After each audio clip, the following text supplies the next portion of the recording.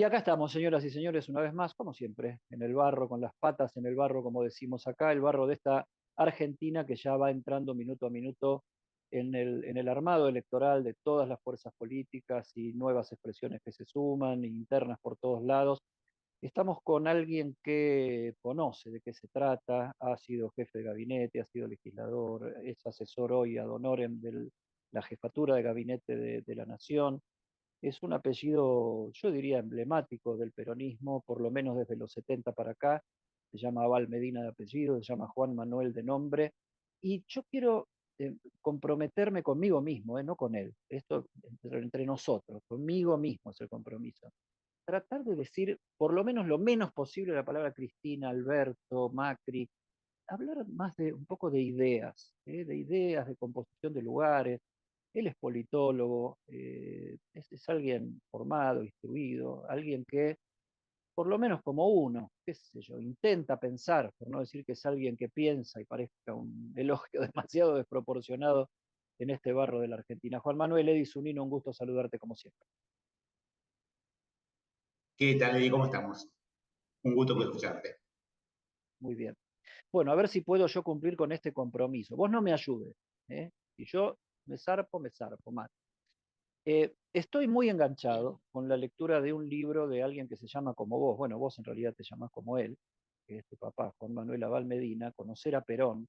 Vamos a mostrar la tapa del libro. Es un libro de reciente publicación y es una de esas cosas de trabajo que llamaríamos long seller, ¿no? No es un libro para leer hoy, es un libro para leer en el momento en que se te ocurra, incluso en el futuro donde eventualmente no exista más el peronismo, cosa que muchos vienen deseando No. desde hace mucho tiempo y no se les cumple, no se les cumple.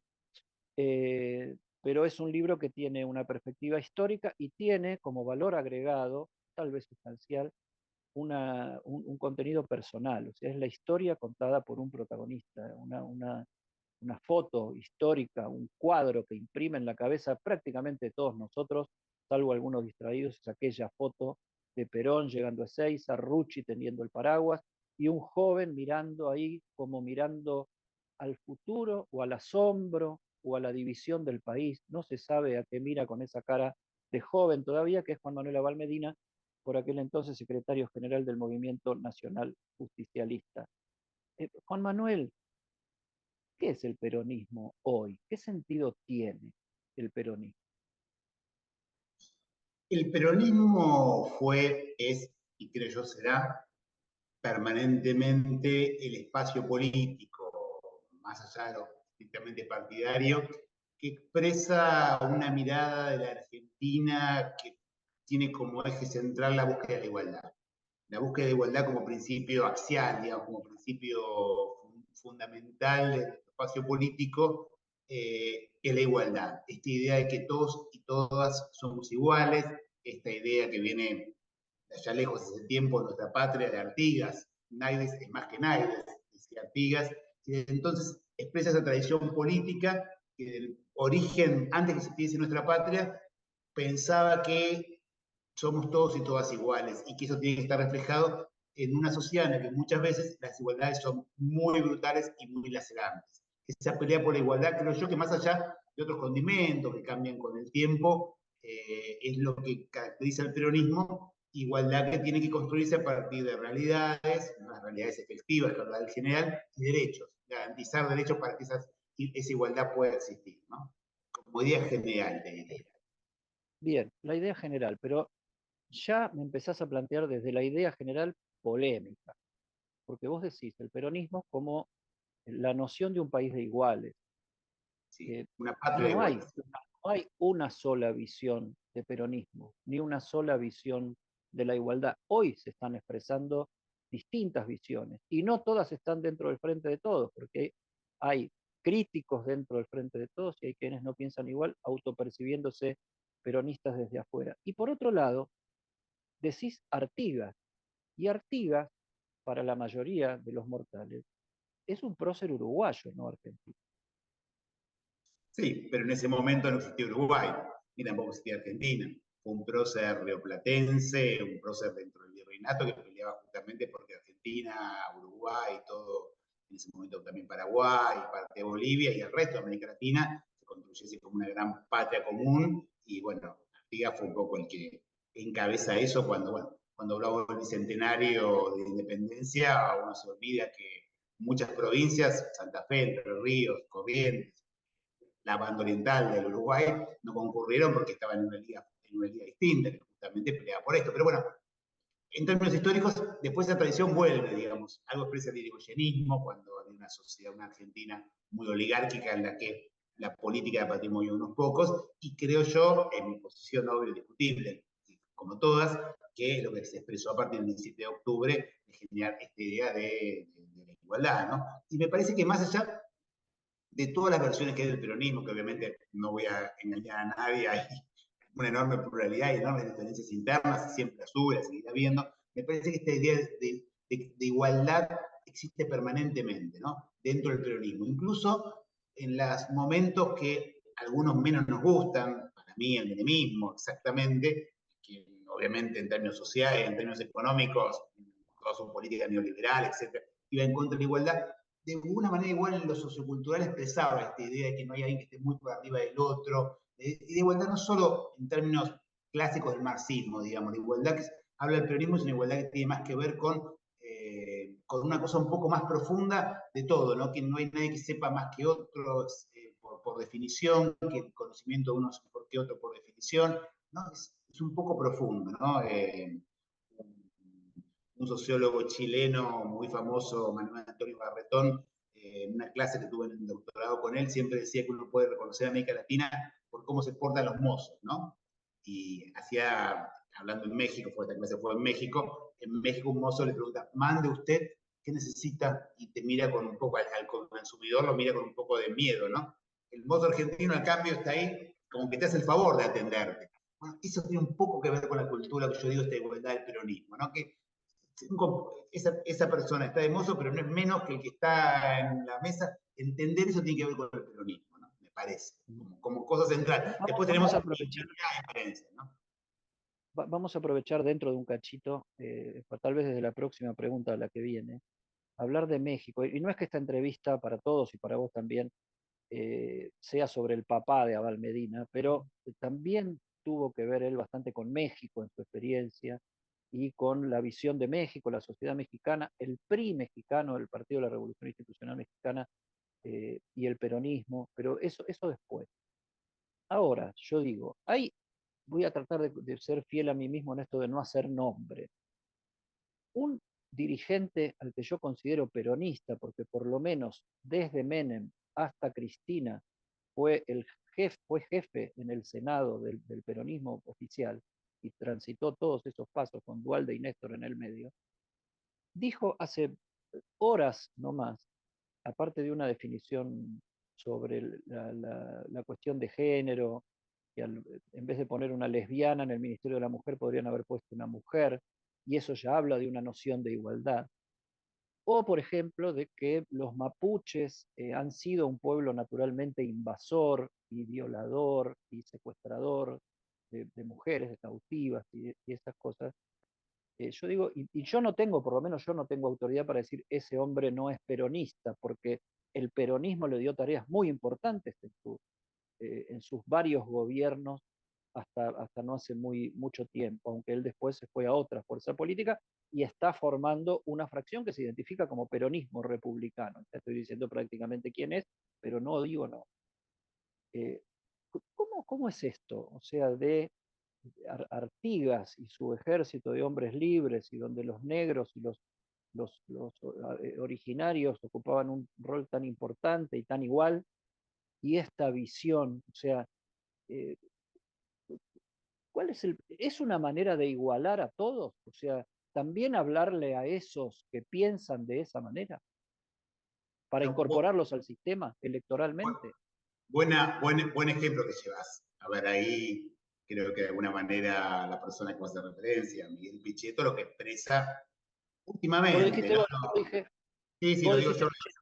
No, digo, es una persona que obviamente ocupó los cargos que vos decías y que realmente nos sorprendió a todos y a todas cuando tomó esa decisión sobre el final del mandato anterior de acompañar a Macri en su gobierno, digamos, muy lejano. Él había sido, por lo menos en los 2 años que yo compartí el bloque con él, después quizás un poco menos, pero muy crítico de la política económica del macrismo, muy crítico de la justicia del macrismo, se opuso totalmente a las prisiones domiciliarias, fue a verlo a Julio Devido, fue a la cárcel, fue el primer dirigente peronista ni a verlo a Julio Devido, después que lo habían destituido arrestado. Después tuvo este cambio tan extraño que, bueno, algún día se deberá saber por qué fue, pero en el que me parece que lo fue llevando a querer construir este peronismo de derecha, que obviamente el peronismo hay una historia de derecha fuerte, digamos, clara, no lo voy a negar, pero de alguna manera Miguel Pichetto lo que busca es como construir ese espacio de un peronismo que en algún sentido es casi antiperonista, digamos así, ¿no? Este peronismo que se llama republicano, liberal, de alguna manera lo lleva al borde de lo que en general entendemos como peronismo en muchas definiciones. En otras no. El peronismo también tuvo una idea del orden, de la cosa pública. El peronismo no, con esto de Artigas no quiero hacer una versión edulcorada de que el peronismo es un movimiento de izquierda latinoamericana. No, estas van las versiones. Quizá la de Miguel Pichetto está forzándolo demasiado a la derecha, como algunos también en su momento quisieron forzarlo demasiado a la izquierda. Pero no sé quién de vuelta, como bien si vos nadie puede usar el peronómetro con nadie, porque no tiene ningún sentido. Ahora voy a México. El peronismo en la Argentina vive un proceso comparable al menos al del PRI mexicano, porque el PRI mexicano, que fue un partido que estuvo en el candelero 70, 80 años, sigue estando y dando cuadros, dirigentes y todo, aunque tuvo muchos desgajamientos. Ahora, todos esos desgajamientos son también hijos del PRI, ¿no? La mayoría de ellos, por izquierda, por derecha. Eh, ¿Le pasa algo similar al peronismo en la Argentina? Esto también apelando a los relatos de tu papá desde adentro, desde aquel proceso. No, yo lo conozco bien esa historia porque justamente yo fui a México a hacer mi doctorado en el año 97. Y justamente mi tesis que quería hacer, que después no terminé haciendo porque me fueron acotando, era la comparación PRI-peronismo, unas típicas obsesiones Ah, de los mira, políticos. eso no lo sabía, pero bueno, qué oportuno. No lo sabía porque nunca la hice, no me dejaron. Cuando uno va a un doctorado dice, no, ese tema es muy amplio, vaya contando, y termina haciendo una tesis sobre un cuadradito chiquito de la historia, ¿no? Yo fui con Ah, ese, bien. porque siempre el peronismo y el PRI tuvieron mucha vinculación. Incluso un famoso intelectual mexicano dijo, cuando quería explicar que era el PRI, es un peronismo bien hecho, ¿no? Se usó esa definición. En el PRI histórico, para que los oyentes, los televidentes los entiendan, gobernó 70 años. México fue la Revolución Mexicana y gobernó en adelante. En ese cambio tuvo momentos muy fuertes.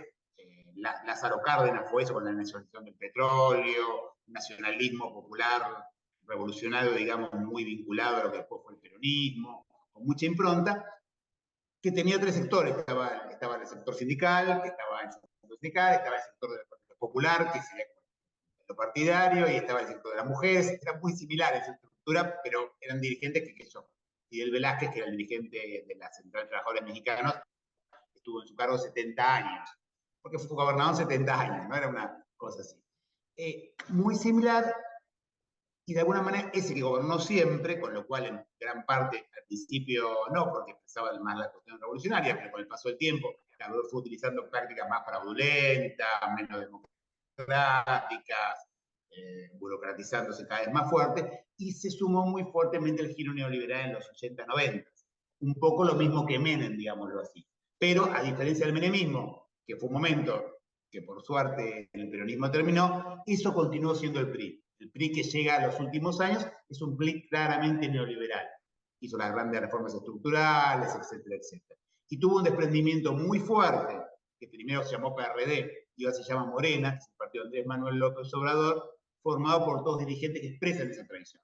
Andrés Manuel López Obrador fue secretario general de la Juventud del PRI en su distrito, presidente del PRI en su distrito, o sea, un dirigente prista histórico que, como Cuauhtémoc Cárdenas, que fue el otro dirigente, expresan esa misma tradición, que es la que hoy vincularía más con el peronismo, ¿no?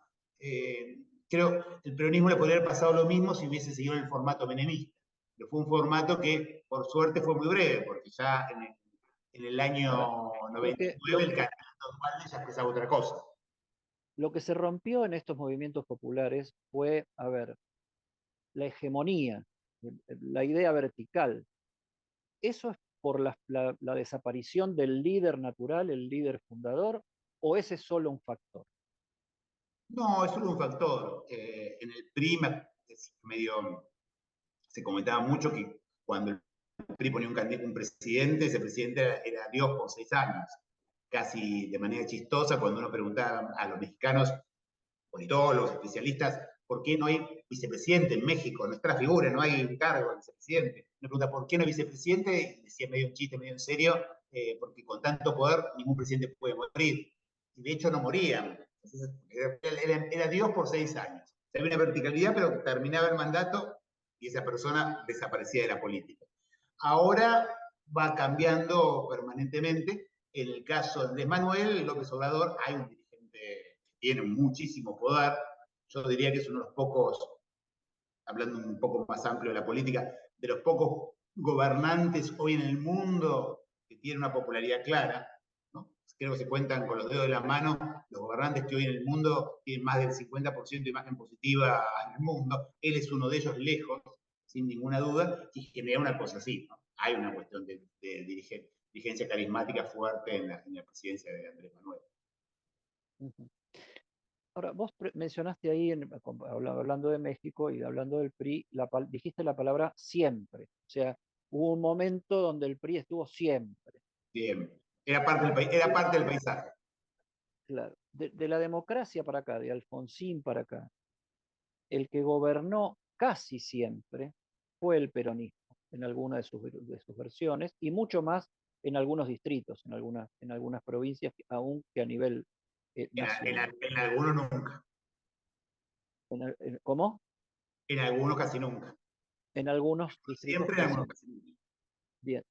Ahora, nacionalmente, provincia de Buenos Aires, no ciudad de Buenos Aires, prácticamente nunca, salvo cuando no había elecciones en el arranque, tuviste a Carlos Grosso, gran figura en la composición del macrismo, ¿no? Gran sostén en la experiencia de la creación del macrismo. Para mí, el peronismo en la ciudad de Buenos Aires es el PRO, funcionalmente, en su construcción, en su constitución, de alguna manera. Ahora, pero no quiero entrar, por lo menos todavía, en eso. Lo que digo es, ¿qué pasa con el peronismo que gobernó casi siempre y la Argentina no es la que propone el peronismo? Bueno, esa es la pregunta que más nos duele, ¿no? En buena medida, creo yo, por la herencia de la dictadura. Cuando el Papa Francisco, en uno de sus últimos discursos más vinculados a esta cuestión, habla de cuando el país, la Argentina que él nació, está hablando de la Argentina peronista. Cuando hablamos de lo que pasó, la Argentina que llega al 76, al momento del golpe de Estado, una Argentina que es difícil explicarlo, pero tiene muy poco que ver con lo que vemos ahora. Es una Argentina con menos de un dígito de pobreza, prácticamente sin desocupación, con el 90% de la población de los trabajadores registrados, con derechos. Esa Argentina es la que la dictadura destrozó. Objetivamente, digamos, buscaban destrucción de las industrias, digo, en un modelo X que era distinto, y obviamente buscaban terminar con la Argentina peronista. Y en algún sentido lo que hicieron fue terminar con la Argentina igualitaria. Pero obviamente, casi 40 años después, no podemos seguir echando la culpa a la dictadura. Lo que ocurrió es que la dictadura hizo todo eso y nosotros no fuimos capaces, digo nosotros en conjunto, peronistas, no peronistas, los que hemos gobernado en algún momento en la Argentina, no hemos sido capaces de cambiar eso. Vos me preguntás por qué creo yo, si me tengo que dar una explicación de por qué, me parece porque en buena medida seguimos sin poder definir un rumbo, ¿no? Hasta la dictadura había un rumbo del país. Esa idea de modelo de sustitución de importaciones, una Argentina que crecía para adentro, etc., era mantenida por radicales, peronistas, militares, venían los militares más malos. O después venía una elección, venía el peronismo. Venía el radicalismo, el rumbo de Argentina más o menos era mismo.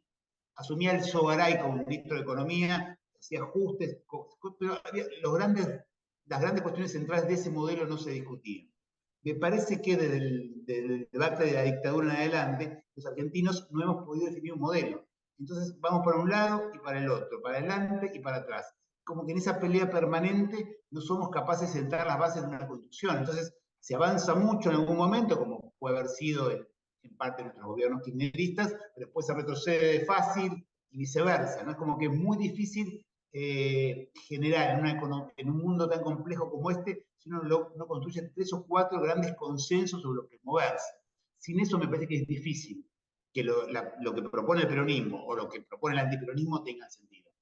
Es un poco contradictorio, pero yo creo que parte de lo que necesita Argentina es que el peronismo reconozca el antiperonismo y el antiperonismo reconozca el peronismo. Si no, va a ser muy difícil para todos. Ahora, yo te hago una pregunta porque vos todo este proceso democrático lo viviste mucho más cerca que yo desde el adentro, de la militancia, la construcción política, los cargos públicos, los cargos electorales, etc. Y de cuando en cuando, los que terminaron señalando recurrentemente el mismo problema fueron terceras opciones, ¿no? A ver, Carrió, que viene desde el radicalismo, Chacho Álvarez, que venía desde el peronismo, y ahora uno que no viene de ninguna, o por ahí más cerca del antiperonismo que del peronismo, que es Milei. Ahora, los tres cuestionaban algo, que era la dirigencia. Hoy es la casta lo que dice Milei. O sea, no, a falta de proyecto, no tenemos una dirigencia que termina pensando más como sistema en sí mismo que pensando en lo que conduce y en lo que transforma. ¿Me explico? Sí y no. No diría como sistema porque es bestial para adentro, ¿no? Intenta destruir al otro, nos insultamos, nos puteamos, nos masacramos, pero sí que está mucho más preocupada por toda esta cuestión más electoral, quién está en qué lugar y jugar ese rol, a quién le toca hacer oposición, a quién le toca hacer oficialismo, jugar ese jueguito que es solucionar los problemas de la realidad, ¿no?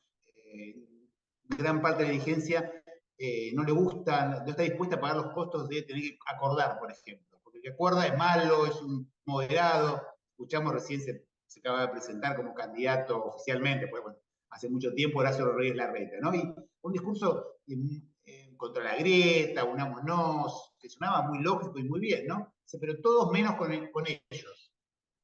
Voy a hablar con todos menos con los que hicieron tal cosa, tal otra, con los malos. Y de vuelta, entonces, sí que vas a consensuar con los que piensan como vos. Y claro, ¿por qué no puede decir otra cosa? Porque si dice otra cosa lo matan Patricia, y si Patricia Bullrich dice otra cosa, lo mata Milei. En el interior nuestro, si uno dice otra cosa, te mata uno y te mata el otro. El juego termina siendo que no somos, digamos, para transformar la realidad hace falta grandes mayorías. Si no es imposible. O sea, para transformar la realidad Ahora, necesitas pero acuerdos. entonces ¿Todos hay somos una capaces gran de hacerlo? mascarada, pero entonces hay una gran mascarada en todo esto, Juan Manuel, porque todos saben esto que vos estás diciendo. Yo te considero un No, hombre no, muy no tanto, ¿eh? inteligente y me considero yo también un hombre muy inteligente, pero tampoco tan inteligente como para haber descubierto esto que vos decís. No, Todos no, lo no. dicen, punto que lo suman a su discurso, pero después el tema está en el hacer, en cómo se salta esa valla. A ver, a esto que vos decís de un candidato de afuera, que no voy a decir nombres, pero que es pelado, le salió al día siguiente uno que fue ya candidato y que ahora es embajador en Brasil, y todos sabemos de quién se trata. A ver, ¿quién inventó primero la antigrieta? Entonces terminamos haciendo grieta de la antigrieta. ¿Sabes que no? Yo creo que parte del problema es que gran parte de la dirigencia política, económica y social de la Argentina no piensa así. Está convencida que la única forma de mejorar el país es con que el otro no exista más. La fantasía del antiperonismo es que Argentina se resuelve si desaparecen los sindicatos, la ley laboral, las obras sociales, dos o tres figuras intelectuales del mundo peronista, desaparecen los problemas argentinos. No, eso es fuerte, lo escucho, uno lo escucha y lo ve. Y a la vez muchos compañeros míos creen que si desaparecen algunos empresarios, algunos medios de comunicación y alguna institución judicial, básicamente, ¡pum!, desaparece todo bien. O sea, hay una fantasía de que podemos construir mayorías sin mayorías. Hay muchos que quieren y hablan y se la creen, que hablan como si tuvieran el 60% de los votos y no tienen el 40%, pero de alguna manera la fantasía es construir eso y por eso nos va tan mal, porque permanentemente chocamos con lo mismo. No está tan claro, yo no creo que muchos siguen pensando en esa clave, lo piensan y muchos sinceramente, ¿eh? Y lo que yo creo, lo más terrible, es que mientras cada uno está pensando que el otro deje de existir, el otro sigue existiendo. Entonces, lo que hacemos es no hacer nada. Eso me parece que es la principal problema que tenemos los argentinos. Como yo podría hacer todo esto, pero no puedo estar en Es que ellos. Y ellos no, ahí no me hacemos llamó la nada. atención. Argentina va como en un barco a la deriva. Ahí me llamó la atención, hablando de este candidato, el Pelado, que arrancó la protocampaña hablando de Generación 2023, lo que daba una idea de una transversalidad súper ancha. Y ahora el hashtag es Hora 2023. O sea, nos pasamos de la amplitud de una generación, o sea, la generación de todos a la hora mía, ¿no? Que yo lo que planteaba al principio de la idea era eso. A mí me encanta la idea generación, sin comprar a libro cerrado generación del 80, porque hay muchas cosas que la generación del 80 las construyó desde una lógica súper elitista, otra Argentina, violenta, en medio de una guerra civil de veras, etcétera. Pero sí como también se generaron ideas que se preservan hasta hoy, o sea, se generó y duró durante muchos años, aún hoy destruido, el sistema educativo más duradero y más ejemplar de América Latina, por ejemplo. Por ejemplo. Entonces Y un me modelo, gusta esa como pregunta, hablamos pero de yo otros lo que modelos, quisiera, sí, siempre y cuando no sea un eslogan que lo terminemos incinerando y nos terminemos enojando con la idea de lo generacional también, pues ya nos enojamos con la idea de lo social, ya nos enojamos con la idea de lo democrático, ahora nos enojamos con la idea de lo generacional, entonces peleemos no y chau, es lo único que nos queda. sí. Lo que pasa es que, por eso, vos pones el ejemplo de la generación del 80. Ahí de vuelta, hubo un modelo de país que se construyó, como decís, con sangre, con etcétera, pero hubo un modelo. El modelo Argentina agroexportadora también funcionó en su momento. Y perdieron brutalmente los que armaron ese modelo de las elecciones contra Irigoyen, y Irigoyen lo mantuvo porque había una idea más o menos de ese acuerdo. Eso es lo que ahora nos falta. Y por eso hablar ahora de generación es relativo porque no solo no llegamos a acuerdos, sino ni siquiera podemos decir que vamos a sentarnos en una mesa a llegar a acuerdos.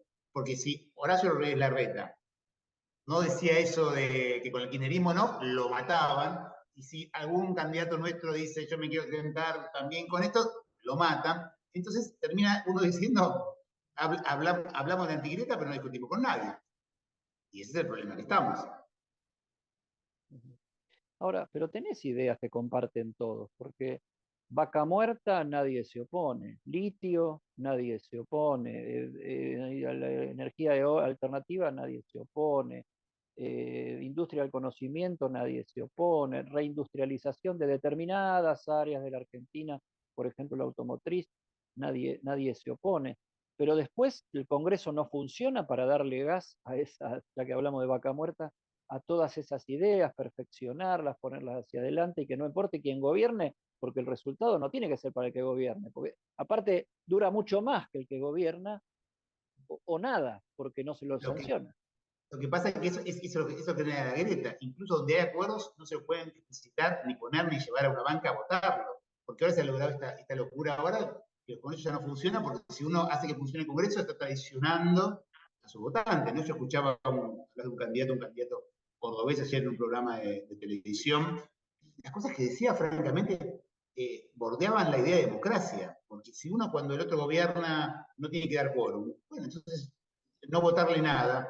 Entonces nunca se va a poder Imposible. hacer nada en la Argentina, sobre todo por una cosa que todos se olvidan.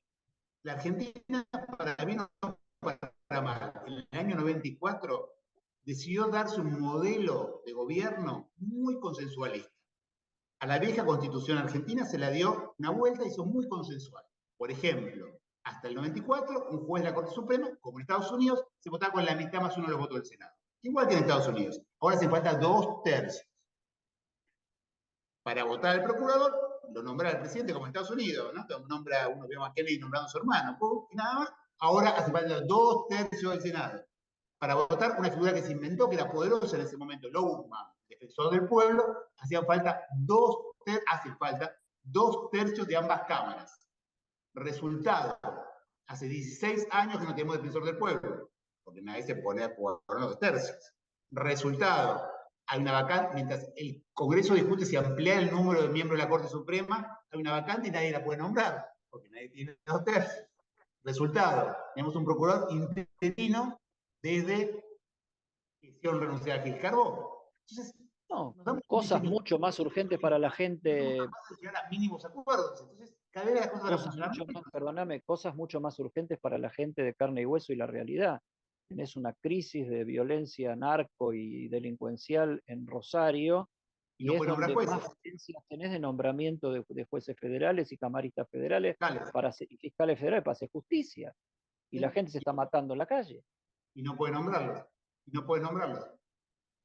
Eso, a ver, eso en el diseño antes del 94, el presidente mandaba y bueno, cuando en la mitad más o menos solo lo sacaba. Ahora hay un consejo de la magistratura, que 2/3 ahí adentro, no sé qué, no sé cuándo. Lo cierto es que nos vamos trabando cada vez más. Nos vamos trabando al extremo este, que no pueden nombrar fiscales en Rosario para combatir el narcotráfico. Está perfecto el ejemplo que vos das. Es como que nos vamos trabando cada vez más y cada vez tenemos menos salida porque nos dimos o instituciones que para llegar a acuerdos, para llegar a resultados, obligan a acordar y cada vez menos podemos decir que acordamos porque estamos en una construcción que decirlo nos mata. Ese es el problema O sea, central que estamos teniendo. seguimos deseando líderes que sean inmortales por el tiempo que duren. Lo Claro, que decían todos.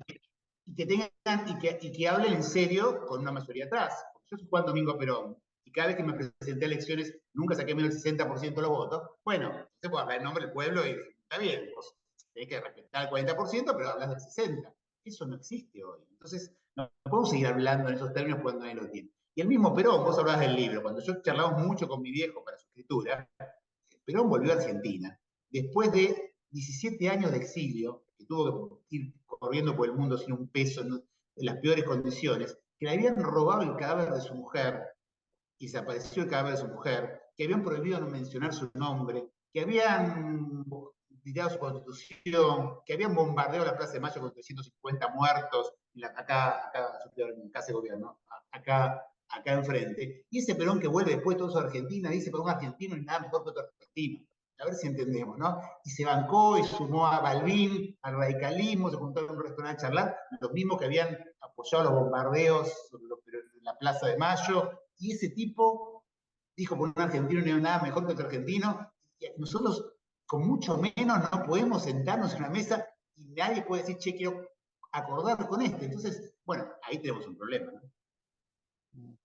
Sí, por ahí por eso, ¿no? Se identifica la capacidad de convocar a un poder extremo de más del 60% de los votos. Si convocás desde otro porcentaje, estás pidiendo la escupidera. Eso es como razona Sí, la política hoy por hoy.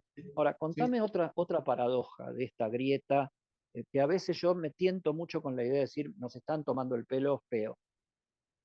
Mauricio, no, el líder de la oposición, expresidente, entre las cosas que dice es que este rumbo es inviable, que en este país no cree nadie, que estás aislado del mundo, que nadie va a invertir un peso acá. Este gobierno, que engendra eso, acaba de anunciar 400 millones de dólares de inversión por parte de una empresa china fabricante de automotores, cuyo representante y socio en la Argentina es el grupo de empresas de ese mismo expresidente y líder de la oposición, Macri.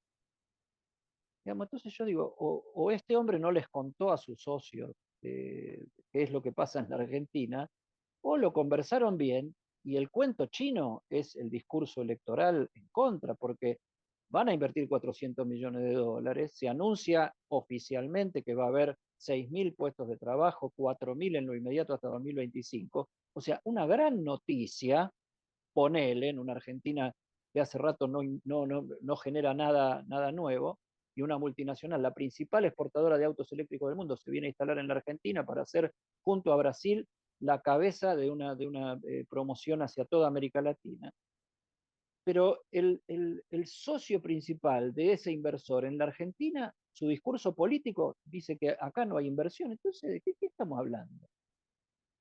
claro, porque es la forma, o sea, la grieta, a ver, la grieta es, como bien dicen unos amigos que escribieron un libro hace poquito, la grieta es como la fuerza de gravedad, es la estructura que se mueve la política, no es algo que uno elige o no elige.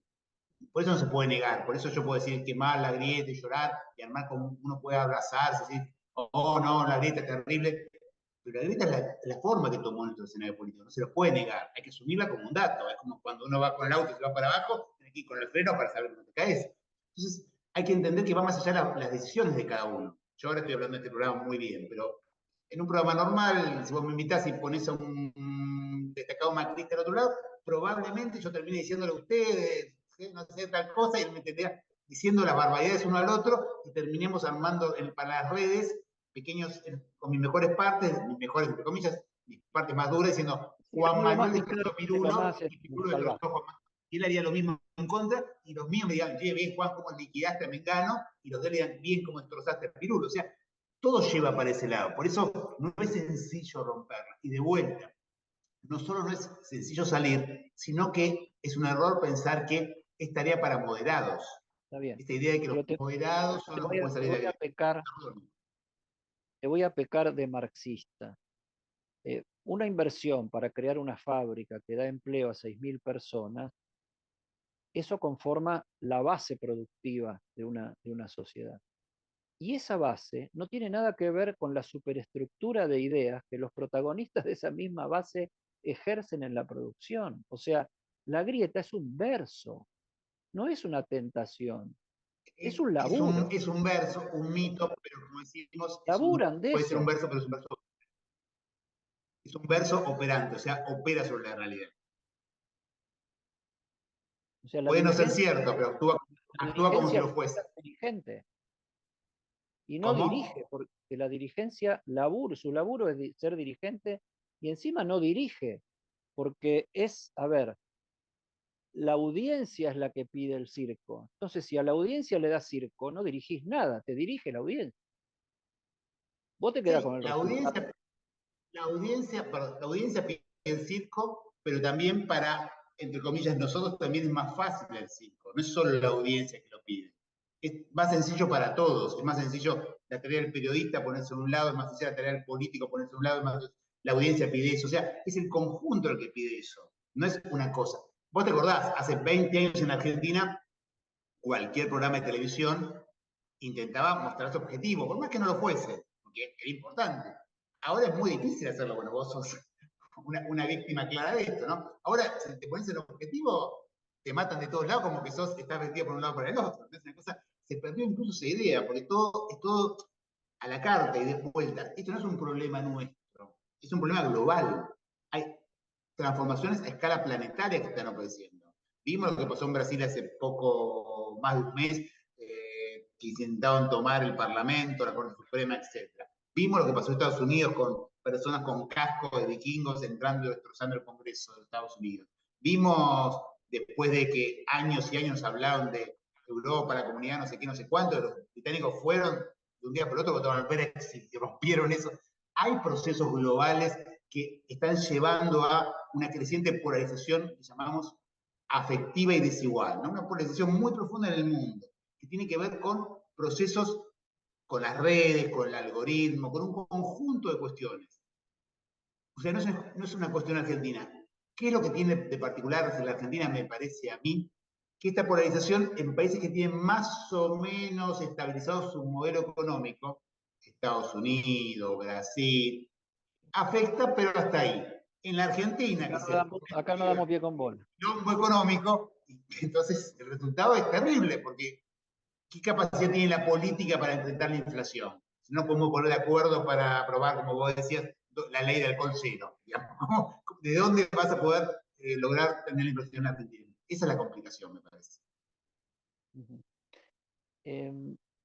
Empezamos hablando del peronismo y terminemos hablando del peronismo y fuimos hablando de alguna manera del peronismo durante toda la conversación. Estamos con la mitad de la población en problemas serios, el 40% debajo de la línea. Hoy tener un trabajo estable no te garantiza no ser pobre, y hoy ya tenés organizaciones gremiales, ¿no? Gremiales políticas, como los movimientos sociales, que representan a los desempleados, a los que quedaron ya directamente afuera y viven de la asistencia social mayoritariamente o la mayor parte del tiempo. Y el peronismo que no alcanza y se pelea entre sí por la representación de eso. Vos pertenecés a un movimiento, vos estás en el Evita, ¿no? Donde hay una presencia muy fuerte y una competencia muy fuerte territorial, por la representación territorial. ¿Cómo se da este conflicto de trabajadores O sea, hoy el trabajador registrado es la parte minoritaria del pueblo. Crecieron los movimientos sociales como representaciones político-gremiales de los desempleados. Y el peronismo, a ver, de centroizquierda, más progresista, o que por lo menos elabora desde ese lado sus planteos, se pelea ya entre sí territorialmente para la representación electoral de esto. ¿Cómo lo explicás vos? O sea, desenmadejame esta madeja que acabo de contar. La Argentina peronista del pleno empleo fue la que destrozó la dictadura militar. La dictadura militar, destrozando el tejido industrial, se acuerdan por suerte, porque la mayoría son jóvenes, mucho más jóvenes que nosotros, ¿no? Pero el famoso spot de la silla, lo malo que es la industria nacional, con esa destrucción fue destrozando gran parte de eso. Después, los problemas económicos de Alfonsín y después el proyecto económico neoliberal de Menem, digamos, terminaron a hacer que esa Argentina de pleno empleo no existiese más. Y aparte de transformaciones globales, hoy por hoy el capitalismo tecnofinanciero, digamos, tenía productividad con menor mano de obra, y esto pasa acá y en cualquier parte del mundo, pero mucho más en países con estados más débiles. En ese contexto, lo que ocurrió con Argentina es que se ha latinoamericanizado. O sea, la excepción en Argentina, la mayoría de los países de América Latina, durante siempre tuvieron la mayor parte de sus trabajadores fuera de la formalidad. La excepción en Argentina, Uruguay y algo más. Lo que ocurrió en Argentina se ha, en ese sentido, latinoamericanizado. Tienes una gran parte de los trabajadores que están fuera de la formalidad. ¿Qué son esos millones que vos bien decías superan a los trabajadores formales? Muy pocos viven del Estado de esos, muy pocos. Los planes llegarán a 1.000.000, 1.200.000, etc. Hay 8 millones más de argentinos y argentinas que se inventan cada día su trabajo. Se lo inventan muchos que me van escuchando acá, que incluso profesionales, que son monotributistas y viven medio al día a día, o aquellos que salen a vender en el tren, o aquellos que tienen un tallercito y venden una cosa, aquella compañera que tiene un comedor. O sea, hay un montón de argentinos y argentinas que fueron obligadas a inventar su propio trabajo. ¿Qué entendemos que tiene que ser el peronismo hoy? Y es un poco lo que expresa en un sentido el movimiento Evita, es generarle derechos a estos trabajadores y trabajadoras que no tienen derecho, que es más complejo, porque son trabajadores sin patrón, entonces es un derecho de nuevo tipo. Hay que pensar en nuevas figuras, hay que pensar en la economía comunitaria, hay que pensar en la economía del asociativismo, hay que empezar a pensar cómo salimos de pensar a la política, digamos, dejar de pensar que para pensar estos millones de personas lo importante es la política social, lo importante es la política económica. Hay que dar productividad a esa área, hay que darle recursos, hay que darle crédito, hay que formalizar a ese sector porque ya es más de la mitad de la población. Entonces, esa idea de que había una discusión entre trabajadores formales e informales en algún momento no es tan clara ahora. Lo que hay es algunos trabajadores que tienen derechos y otros que no lo tienen, y la tarea del peronismo es darle derechos a los que no lo tienen. Ahora, no tengo otra manera que ser bien explícito. Ahora, toda esta discusión, por lo menos coyunturalmente en un año electoral, se termina traduciendo en una tensión fuertísima entre el movimiento Evita y la Cámpora, por ejemplo, para gobernar La Matanza. No. A ver, la política siempre, lo discutivo termina planteándose en cuestiones electorales de disputa. La disputa en La Matanza es entre, no es con la Cámpora, si Fernando, si alguien puede considerarse la Cámpora, es Fernando Espinosa, no puede ser muchísimo, no tiene nada que ver con la Cámpora, hay un sector en la Matanza que la Cámpora que está viendo cómo juega o que no juega. Digamos, no nos confundamos, la política electoral es la manifestación de discusiones más amplias y muchas veces tiene que ver con la discusión por lugares, por protagonismo, por quién cree que puede mejorar una cosa y la otra. Una dimensión no invalida la otra, digamos así. Va a haber internas, en algunos lugares el Evita competirá con la Cámpora, en otros irán juntos contra el intendente tradicional, en otros irán separados uno con el otro, pero esa discusión es parte de lo normal de la política. No tiene tanto que ver con la discusión más macro, ¿no? La discusión macro se puede dar en un nivel cuando uno de repente ya está en discusión, por ejemplo, con un candidato a presidente. Ahí sí vos, de alguna manera, tenés que ofrecer una visión, un modelo de país. En las discusiones más locales hay enfoques, hay ideas de que uno puede cambiar una cosa, o gobernar mejor una cosa, mejorar otra. Por lo menos en lo que yo estoy viendo hoy del peronismo, a diferencia de lo que ocurre con nuestros adversarios, uno no ve modelos de país distintos al interior de lo que es el frente de todos, ¿no? Puede haber distintas velocidades, puede haber, uno quiere ir más rápido, otro más lento, pero uno no ve como si uno puede ver a veces con más claridad en Juntos por el Cambio, que a veces parece que fueran dos partidos distintos. Eh, Te hago la última con un monio y un poquito una insidiosa tengo que hacer. Queda muy claro desde el inicio en el libro de tu papá que tu papá no fue el Abal Medina fundador de Montoneros, sino que fue su hermano, Fernando, y están claras muy bien ahí cómo se da la bifurcación entre ellos sin haber confrontado ni haberse vuelto enemigos, pero haber interpretado y actuado la política de una manera distinta en su momento. Vuelvo al presente y veo que algunos dicen que detrás de esta confrontación que hablo en La Matanza puede estar la mano no tan lejana de Mario Eduardo Firmenich. ¿Mito o realidad? Mito absoluto, absolutamente, absolutamente. Y tal vez porque la casa de uno de los dirigentes era la casa de Firmenich y ahí es donde se están conversando las No, era la estrategias. casa que había armado la conducción montonera cuando se llevó un regreso con Gloria, que quedó abandonado 20 años, y después recicló Emilio. Pero la política real siempre es mucho más compleja que las cuestiones, ¿no? A ver, De las famoso, especulaciones y las conspiraciones. Que un las famoso, un famoso dirigente montonero, Raúl Magario, es el papá de Verónica Magario. Nunca es tan blanco o negro como, ¿no? Como cuando uno habla, ¿no? Digamos, si uno piensa hoy, la que fue dirigente montonera relevante en la política argentina, no está en nuestro espacio político, digamos, ¿no? Uh-huh. No digamos Patricia Bullrich porque me comprometí a eso. No, pero, Última pregunta. Vos estás como asesor ad honorem en jefatura de gabinete. exactamente. Tenemos nuevo jefe de gabinete que Agustín Rossi. reemplazó a otro que se volvió a la provincia a ver qué clase de campaña hace para este año.